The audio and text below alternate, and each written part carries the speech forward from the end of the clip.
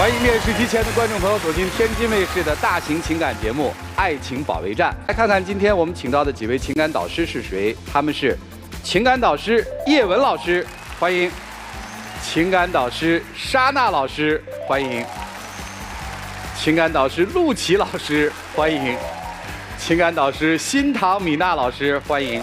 接下来的时间，看看我们4位情感导师如何帮助我们的嘉宾朋友走出他们的情感困惑。来了解一下这对的基本情况，各位请看。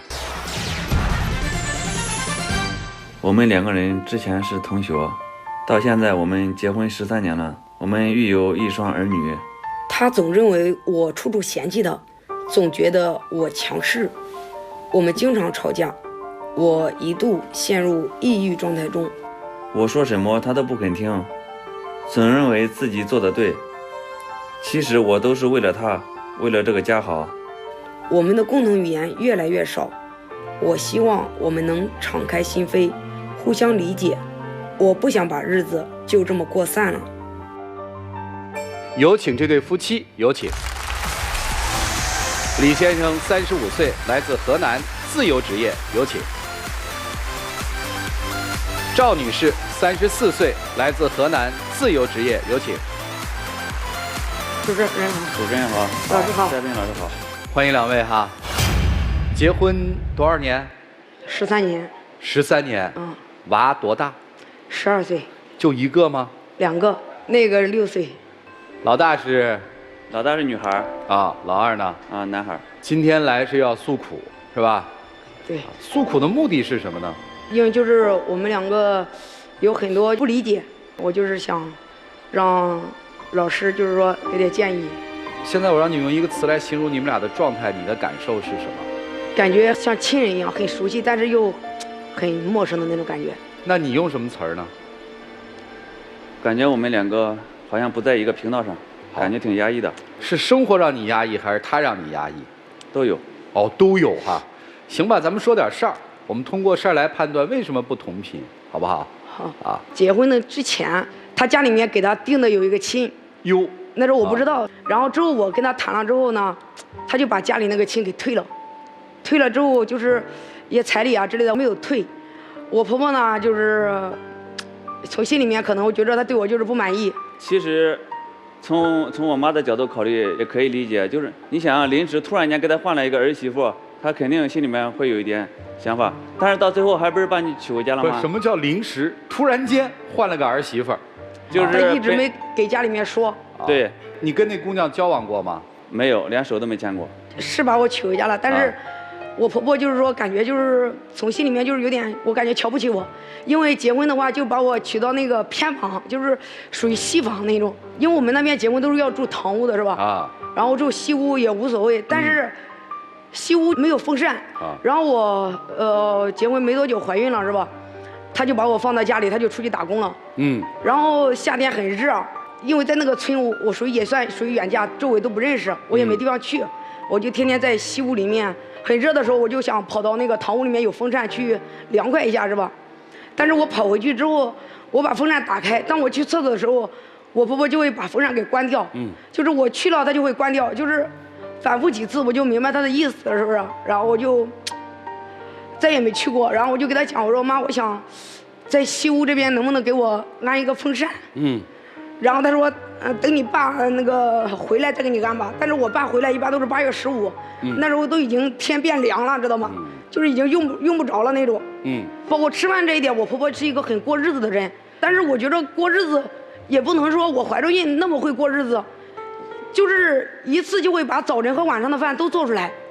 就是早晨起来打那个面糊，打到一个暖瓶里面，我们2个人他就打4碗，然后我们早晨每人喝1碗。晚上每人喝1碗，中午的时候就是吃一些面条，然后我终于就是说盼着他回来了，这不是7个月左右他回来，回来之后我说我想吃点那种油的东西，就是炒的菜。他第1天回来，然后他就去街上买了一个萝卜，打算给我炒萝卜是吧？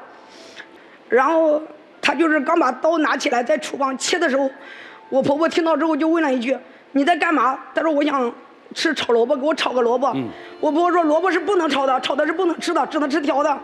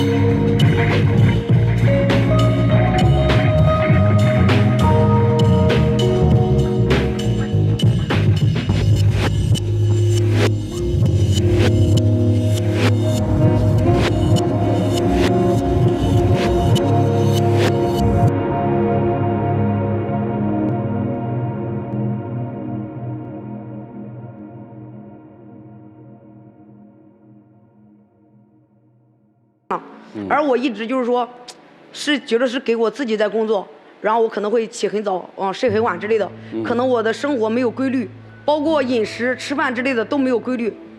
他呢，就是特别注重于自己的一个身体，就是跟人家学那些养生，做饭。虽然说我没有做饭，是不是？我为什么没有做饭？谁做饭？他。你在前面忙，他在后面做饭。对。我们开店之后，像那生活上，比如说做饭都没让他问过事儿。不是我不问事儿，是因为我要是做饭的时候我在前面做，他就会站这里，我婆婆站这里。哎，这个油放多了啊，这个油这个不能吃，那个不能吃。所以说你们开店之后，实际还是跟婆婆生活在一起。对，还是在一起。包括我家的水，知道吗？我家水都没有白色的。我家的水都是泡的比八宝粥里面东西都全，比那个火锅底料都全，里面放的东西。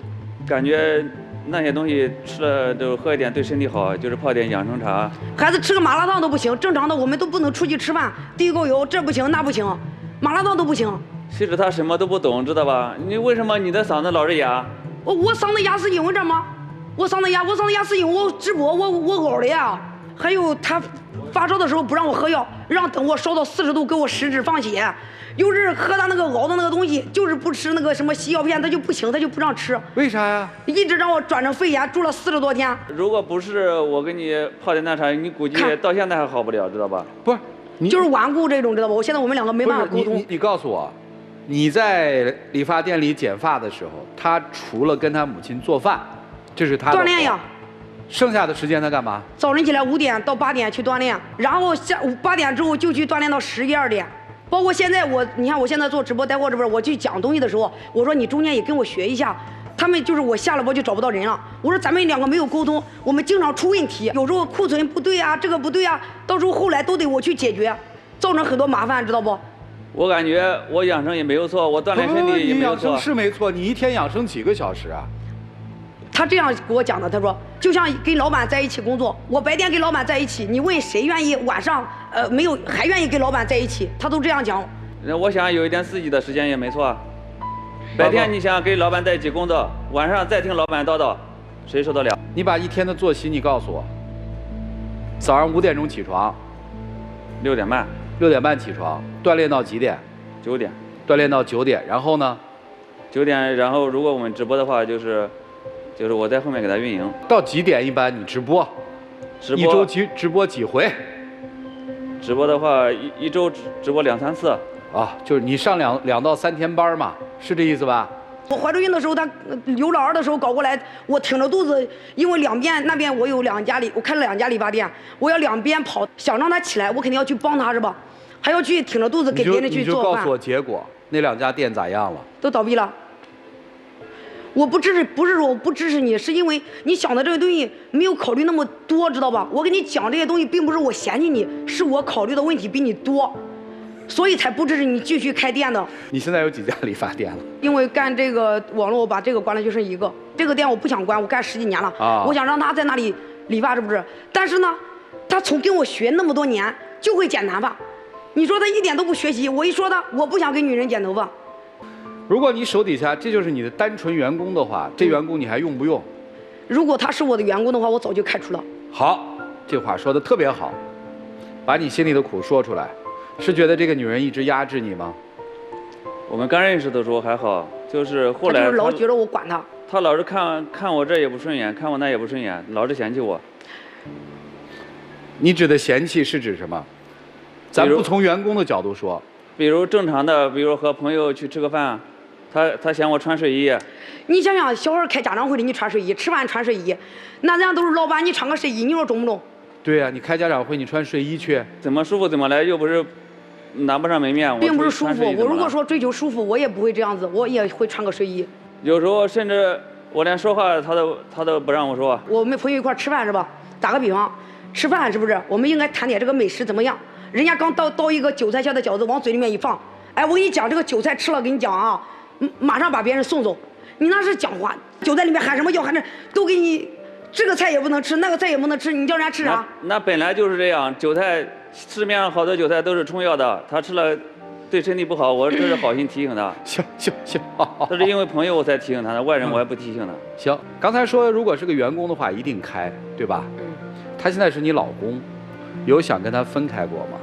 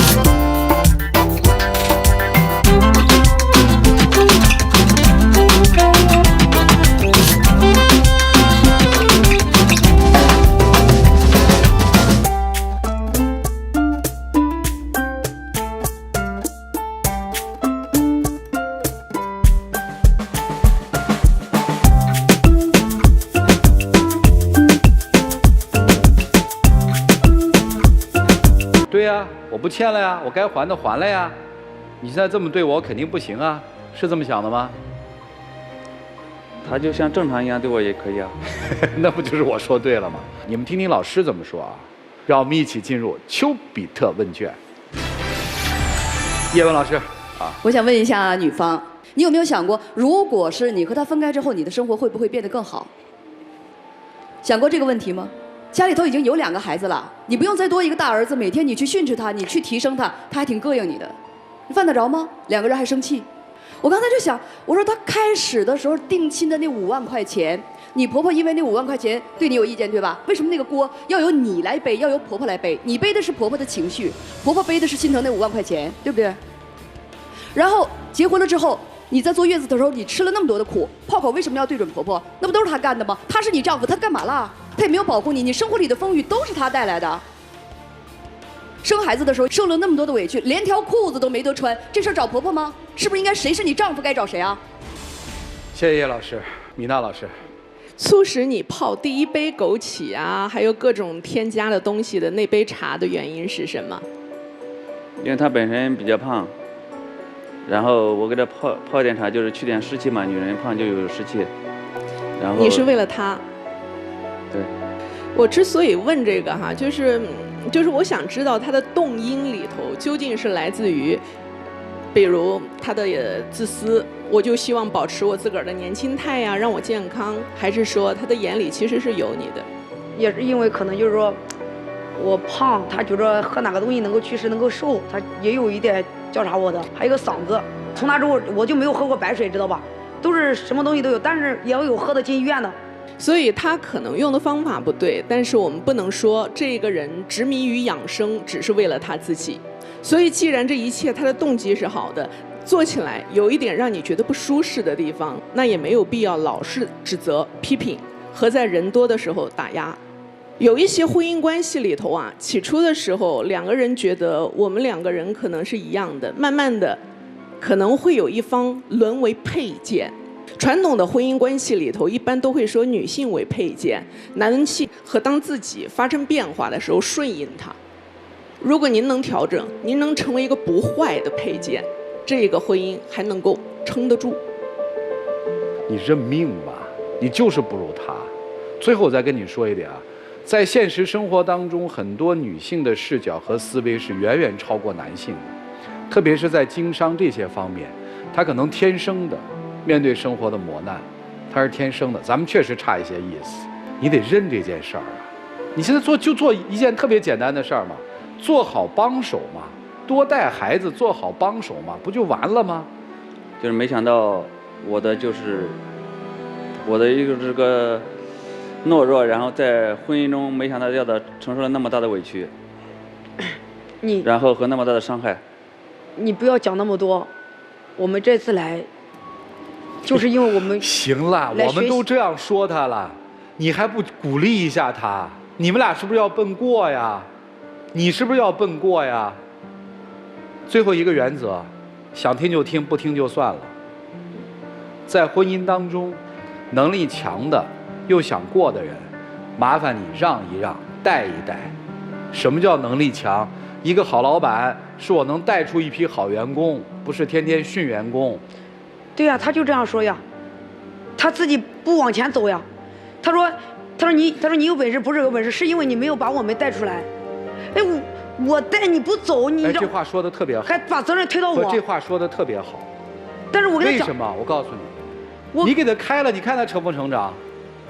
从今天开始，我就招一个能力特别强的直播运营，我不让你干这件事儿了。爱养生养生，你想创业，我拿钱让你创业，你说多少钱？我是投资人，你怎么把这钱给我挣回来？对不对？开去吧，你自己开去啊，我不管你嘛，你不是嫌我管得多吗？儿子不都是这么长大的吗？除非你害怕他长大了逃跑。我们一起进入真情60秒。可能就是我的一些处理方式，包括一些语言，就是不对。然后还有一个就是，我一直让我抑郁，还有让我心情不好的，就是我恨我自己，就是太心软。也恨我自己，就是说没有就是那种说走就走的那种勇气。但是我还是希望我们这个家是不散的，我并没有嫌弃你。谢谢两位，请回，请回，请回，谢谢你们。电视机前的观众朋友，欢迎通过金悦 APP、天津 IPTV 网络电视、万事达手机客户端收看本期节目。欢迎登录优酷视频、腾讯视频、搜狐视频收看节目的完整内容。登录抖音搜索“爱情保卫战”的官方直播间，并添加关注。我们已经在每天晚上8点到10点开通了直播，我们的情感导师会在线帮您答疑解惑，你们更有机会连麦他们。叶文老师，预测一下吧，您觉得他们会出来吗？会，好我觉得会。他们俩我觉得都会出来的，但我真的希望如果这个女孩实在拽不动的话，就自己去闯一片天地吧，多好啊！放着好日子不过，遭这心干嘛呀？陆琪老师，希望门后面那位女士，你听我一句，今天千万别出来，让你老公好好想一想。我是觉得今天先生很吃亏，他本来呢表达能力也不是特别好，然后又在我们的这一些压力下。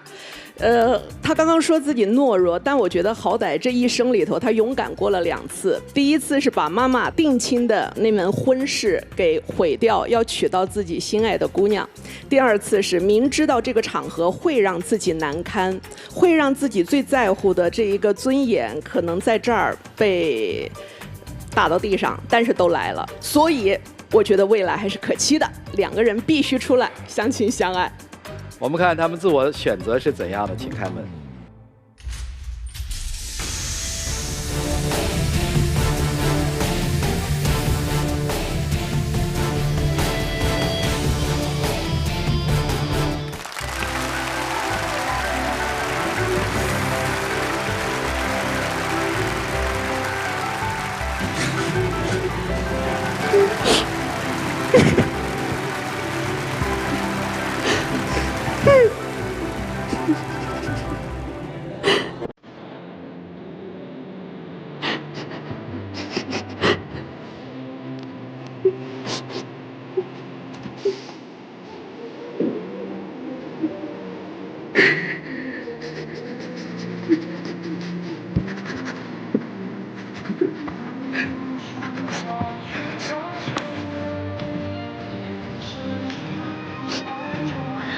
都没在这。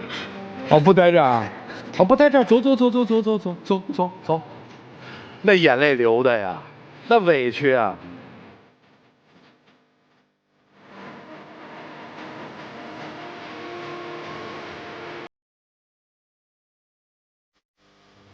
你反正看到了人最真实的一面，强势的外壳下也有一颗脆弱的心嘛。日子还得继续啊，那我们所有的人就祝他们幸福吧。来了解下一对嘉宾的基本情况，各位请看。我们是通过朋友介绍认识的，到现在结婚10年了，我们有1双儿女。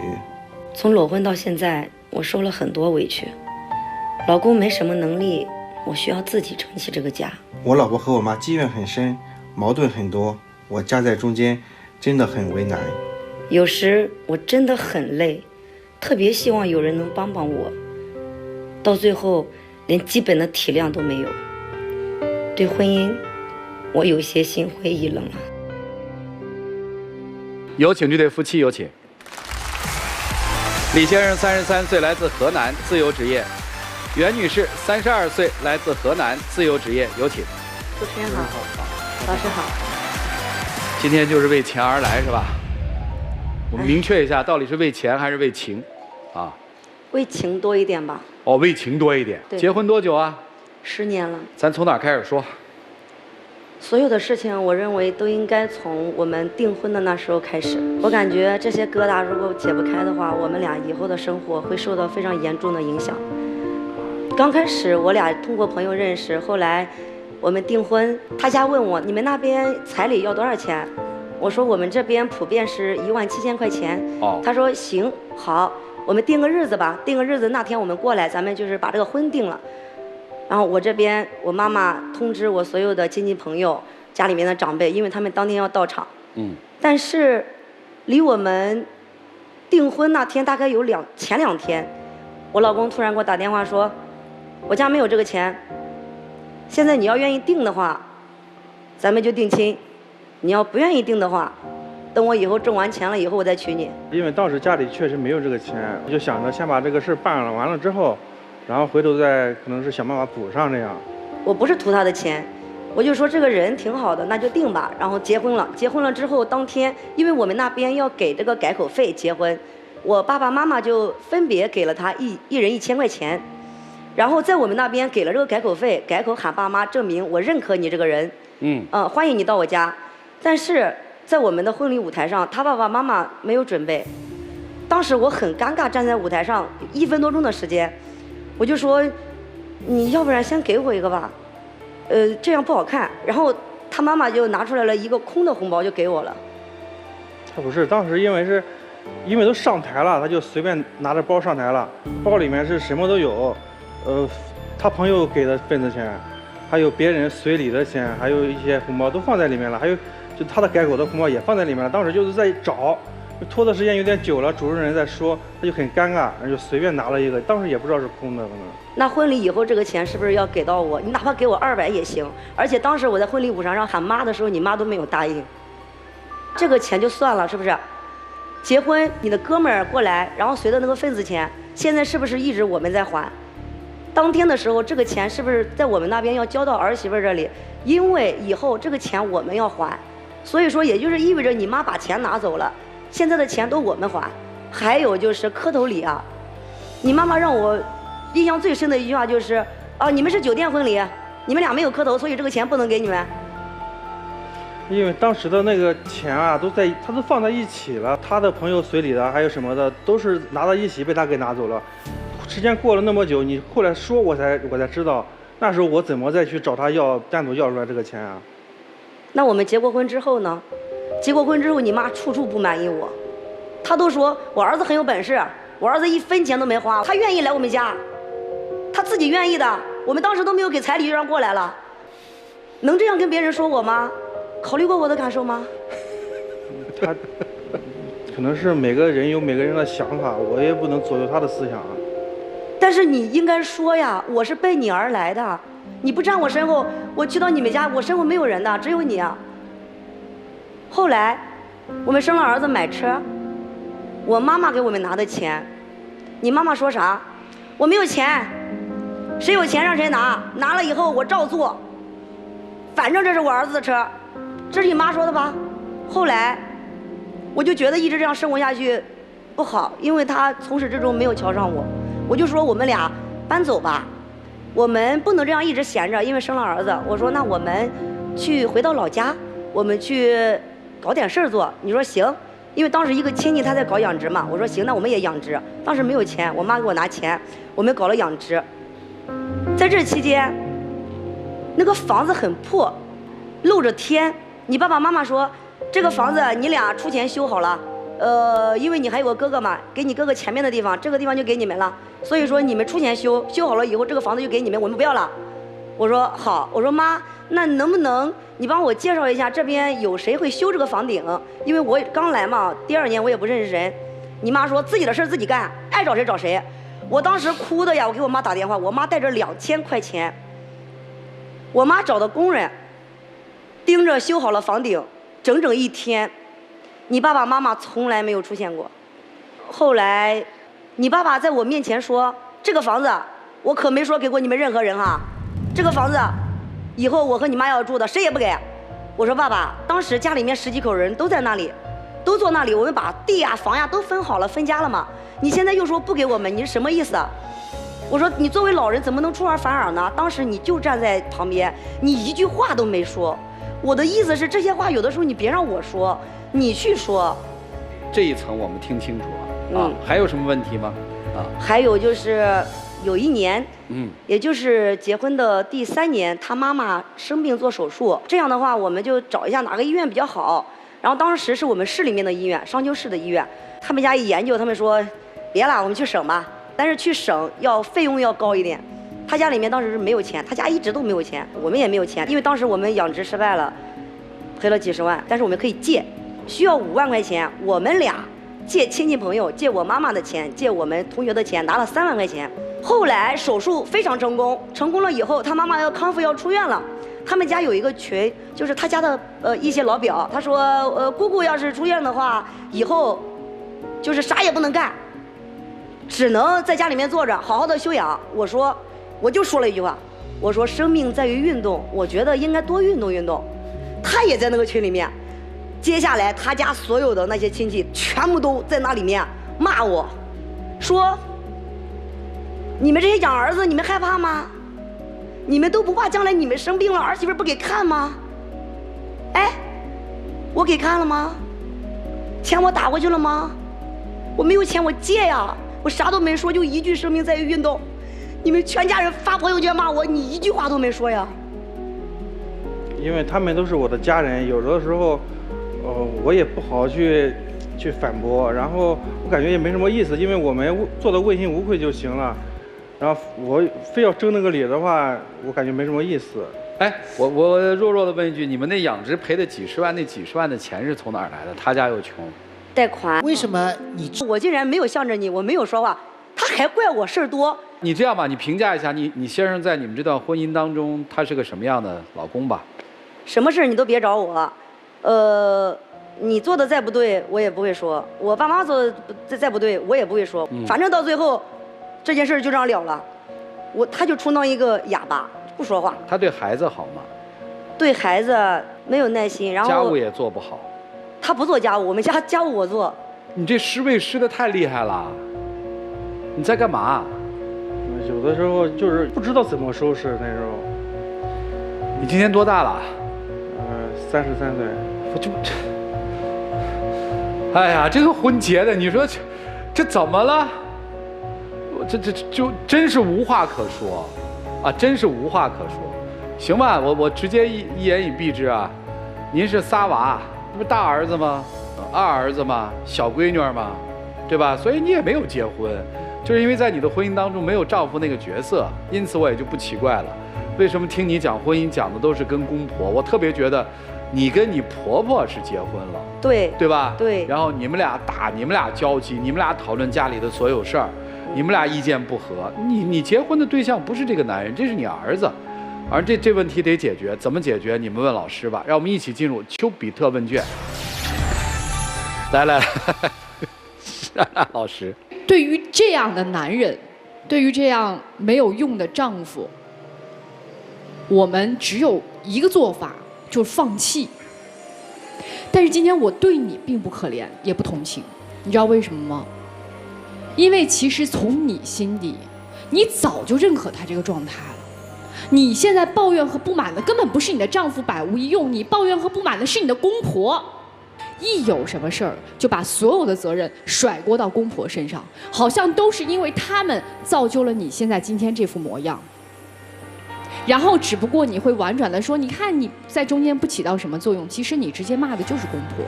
但是我们没有吵过架，我从来不跟他吵架。不吵架不代表不痛恨，不吵架不代表没有仇。你为什么不能直视自己心中的那个恨和那根刺儿呢？我说这些话不是要针对你，我是为了让你放下这些仇恨。我就举一个很简单的例子，你说爷爷奶奶不来看孩子，爷爷奶奶不来看孩子，好，第一，爷爷奶奶没有义务给你看孩子；第二，你爸你妈为什么不来看孩子呢？我弟弟家3个孩子，对呀，都比我孩子小。那你为什么要求他爸妈的同时不要求你爸妈呢？就是我反驳一下哈。因为在中国，就是很多人的传统思想里面，就是爷爷奶奶帮忙照顾一下孩子，小家庭的生活会更好。你就每天看着别人家是这样，别人家是这样，对，所以你就要求我的公婆也得是这样。你在要求别人的同时，别人也可以对你提出要求。是呀，他将来以后他要指着我呀。人家指你什么呀？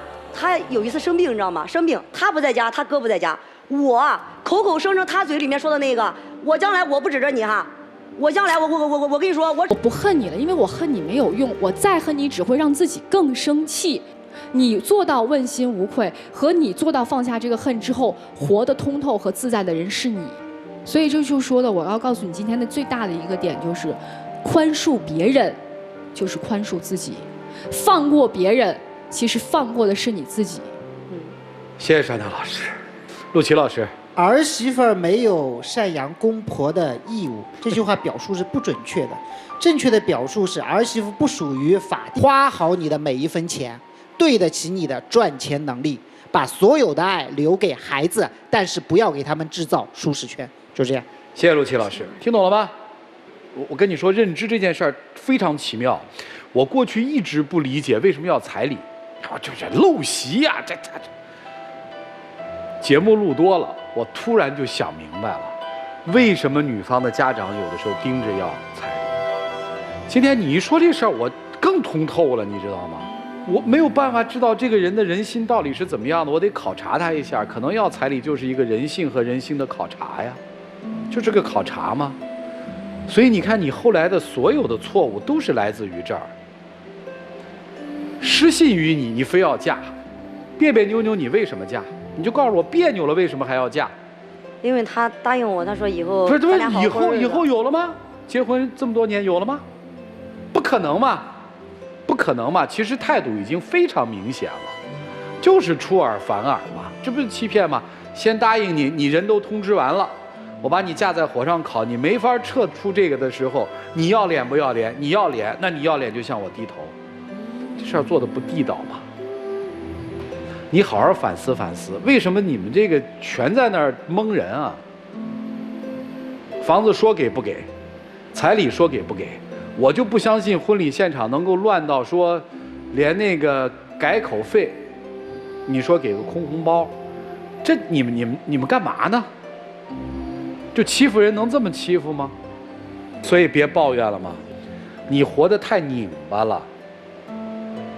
你想要的得不到，你以为抱怨就可以得到吗？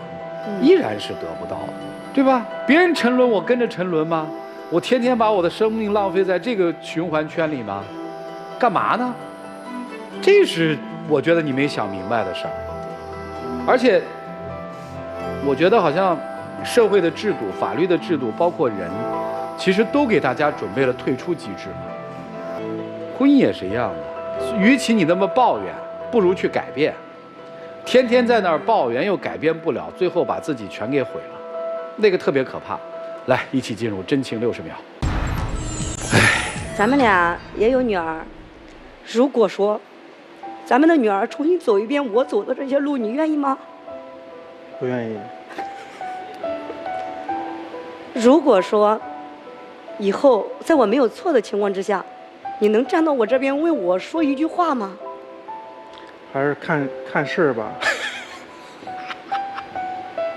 时间如果倒回10年前，你还愿意娶我吗？我愿意。你还爱我吗？爱。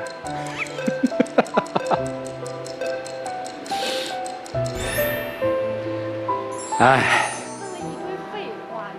就是他问了一堆最不该问的话啊，就是你自己觉得跟他在一起幸福吗？叶文老师也在问，其实我也在问嘛。你在问他说10年前你还愿意娶我吗？时间倒回10年前，你还想嫁他吗？你还会嫁他吗？这不就完了吗？自己得觉醒啊！谢谢两位，请回吧。电视机前的观众朋友，我们节目组唯一的官方报名热线是0223606301，有情感困惑的观众可以来电咨询和报名，不收取任何的费用，小心被骗。叶文老师预测一下结果，都出来，双出。双出。就是枷锁把这些人都锁在一起了，肯定是要出来的，他不可能走嘛。米娜老师，来，快！对，女不出，男出。对吧？你好歹有点那个，来吧，看他们自己的选择是怎样的，请开门。